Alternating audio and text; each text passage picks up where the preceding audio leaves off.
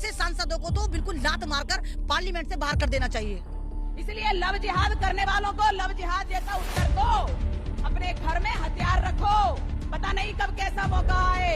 सरकार जो है वो नाकाम हो चुकी है भारत में इंसानियत के लिए, संविधान को बचाने के लिए। दूसरी तरफ अगर आप चाकू छुरे केस कराने की बात करेंगे तो यानी ये सरकार हर मुहाज पर नाकाम हो गई और आप आतंकवाद को बढ़ावा दे रही है और आतंकवादी सोच को जबरन लोगों के दिमागों में भर रही है। देखिए हमारे जो मोदी जी है उनकी एक बात तो मुझे बड़ी अजीब लगती है कि वो हर काम मन से करते हैं। अरे मोदी जी, पूरा भारत जो है मन से नहीं चलता, कॉन्स्टिट्यूशन से चलता है। आप मन से माफ करें ना करें, लेकिन उसने तो ये हरकत कर दी। दूसरा बंदा अगर ऐसा कुछ करता है तो आप यूएपीए लगा देते हैं, उसके घर पे बुलडोजर चला देते हैं, दलित मुझे लगता है तो उसको मरवा देते हैं। लेकिन आपकी सांसद इतना गलत बयान देती है, इतना घटिया बयान देती है, वो मारने काटने पीटने की बात करती है, एक फसैनी बन जाती है, तो आप कहते हैं कि मैं मन से माफ नहीं करूंगा। एक सांसद जो मतलब भारत की सरकार में अहम रोल अदा कर रहा है, अगर वो ये इतनी घटिया और आतंकवादी सोच की बात करे कि चाकुओं पर धार लगा लो, तो इससे तो साफ पता चलता है कि ये खुद एडमिट करे कि हाँ मैं आतंकवाद से निकली हूँ, हाँ मैं आतंकवाद की जन्नी हूँ, हाँ मैं भारत का माहौल खराब करना चाहती हूँ। ये चाहती क्या है कि भारत का माहौल खराब हो, आड़ देंगे, काट देंगे, फूंक देंगे, ये कर देंगे, बुलडोजर चला देंगे, पाकिस्तान भेज देंगे। ये तमाम की तमाम एक्टिविटी में जो लिप्त है ना। आदि प्रज्ञा ठाकुर हैं, भाजपा की सांसद हैं भोपाल से,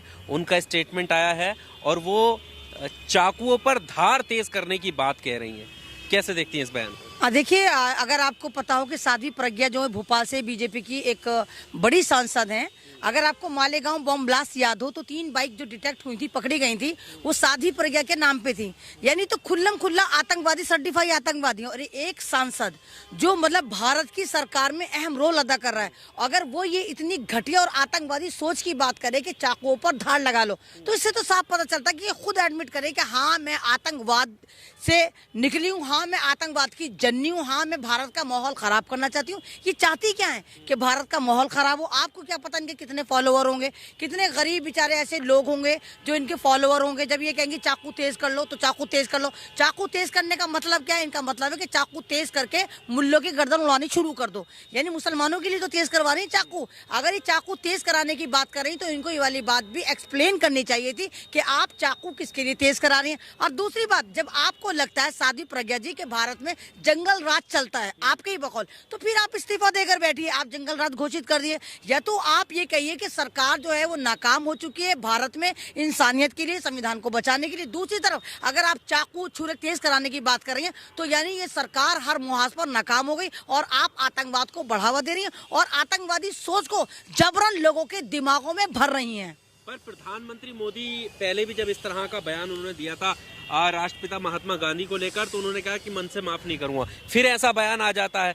लगता है कि भाजपा को इस पर कार्रवाई करनी चाहिए, क्यों नहीं कर रही? नहीं देखिए हमारे जो मोदी जी हैं उनकी एक बात तो मुझे बड़ी अजीब लगती है कि वो हर काम मन से करते हैं। अरे मोदी जी, पूरा भारत जो है मन से नहीं चलता, कॉन्स्टिट्यूशन से चलता है। आप मन से माफ करें ना करें, लेकिन उसने तो ये हरकत कर दी।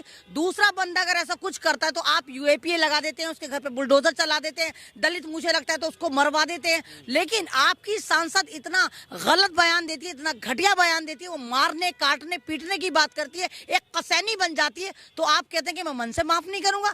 ऐसे सांसदों को तो बिल्कुल लात मारकर पार्लियामेंट से बाहर कर देना चाहिए। पर क्यों ऐसा नहीं होता है जब इतने, क्योंकि पहली बार ऐसा मामला नहीं है, एक के बाद एक उनके इस तरह के बयान आ रहे हैं। पूरा यहाँ विपक्ष भी खामोश है, टीवी वाले सारे खामोश हैं। अगर यही कोई विपक्ष का कोई नेता या मुस्लिम कोई लेडी अगर इस तरह का बयान देती तो फिर लगातार इस पर जो है डिबेट शुरू हो जाती है। ना आपने कहा कि विपक्ष में कोई बयान देता है या कोई नॉर्मल भारतीय बयान देता, अरे कोई इतना बेवकूफ नहीं है, कोई इतना जाहिल नहीं है, कोई इतना आतंकवादी सोच वाला नहीं। ये बयान की उम्मीद भी आप भाजपाइयों से ही रख सकते हैं। मार देंगे, काट देंगे, फूंक देंगे, ये कर देंगे, बुलडोजर चला देंगे, पाकिस्तान भेज देंगे। ये तमाम की तमाम एक्टिविटी में जो लिप्त है ना बीजेपी सरकार। और जैसे आपको पता है कि बीजेपी में ज्यादातर जो सांसद हैं वो किसी न किसी क्रिमिनल एक्टिविटी में मुलविस रहे हैं। तमाम के तमाम अभी देखिए कि बीजेपी में अब तक 50% लोग बलात्कारी पाए जाते हैं। तो ये तमाम के तमाम शगुफे जो हैं, ये उल्टी सीधी हरकत जो है, इनकी उम्मीद आप विपक्ष से नहीं सिर्फ भाजपाइयों से करिए। यही ऐसी ऐसी हरकतें कर सकते हैं, इसके अलावा कोई नहीं कर सकता। पर ये तो प्रधानमंत्री के भी खिलाफ है ये बयान, क्योंकि वो सबका साथ सबका विकास, एक साथ लेने की बात करते हैं, विश्वास जीतने की बात करते हैं। इन बयानों से कैसे विश्वास जीते जाएगा कि कर्नाटक में जाकर वो कहें कि कभी भी जरूरत पड़ सकती है हथियार की?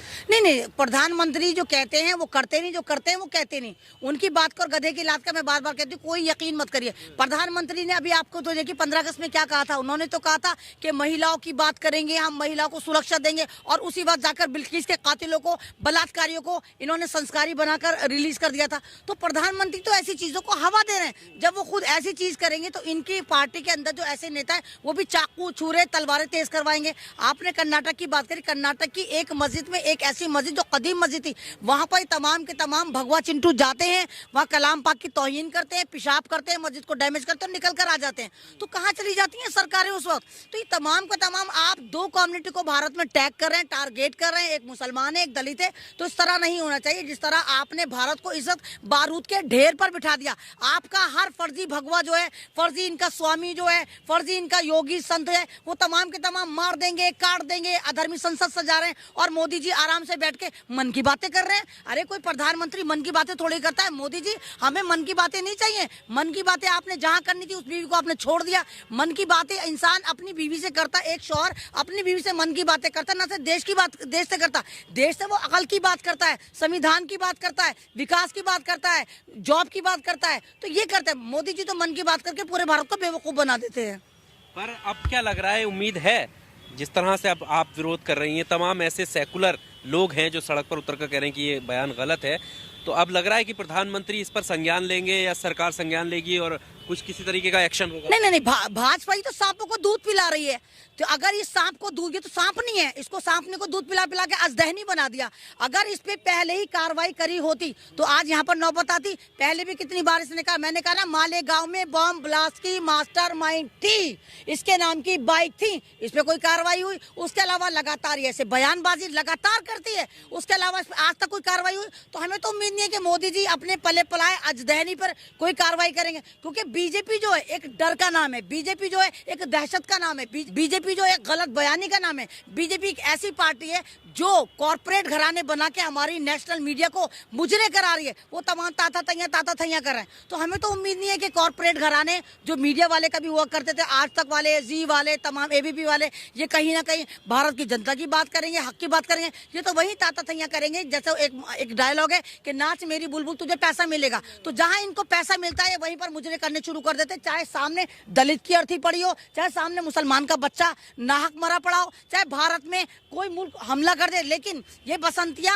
मरने वालों को ही एलिगेट करेंगे। जैसे आपने देखा मोरबी पुल में इनका मीडिया क्या कह रहा था कि तमाम के तमाम मरने वाले दोषी हैं, यानी वो जो छठ पूजा करने गए थे वो पुल पे मरे, और इनका मीडिया कह रहा था ये तमाम के तमाम दोषी, यानी ये मीडिया बता रहा था कि वो तमाम लोग छठ पूजा में सामूहिक खुदकुशी करने गए थे। तो मीडिया से तो कोई उम्मीद मत रखिए। मीडिया के नाम पे आजकल जो भारत की जनता है वो आप लोगों को सुनना चाहती है, आप लोगों को सुन रही है। तमाम के तमाम जो भारत के बुद्धिजीवी हैं वो सोशल मीडिया पर आ गए हैं, वो यूट्यूब पर आ गए। और आप देखिए तमाम कॉर्पोरेट घराने के जितने बड़े बड़े पत्रकार थे, जर्नलिस्ट थे, वो तमाम अपने अपने चैनल खोलकर बैठ गए। जिस तरह रवीश कुमार ने इस्तीफा दिया है, रवीश कुमार अपना चैनल चला रहे हैं। तो अब जो स्ट्रीम चैनल हैं वो खाली कॉर्पोरेट घराने रह गए। वो जनता की बात नहीं करते, वो हक की बात नहीं करते, वो भारत की बात नहीं करते, वो संविधान की बात नहीं करते, वो सिर्फ भाजपाइयों की और दंगाइयों की बात करते, उनको फेवर करते।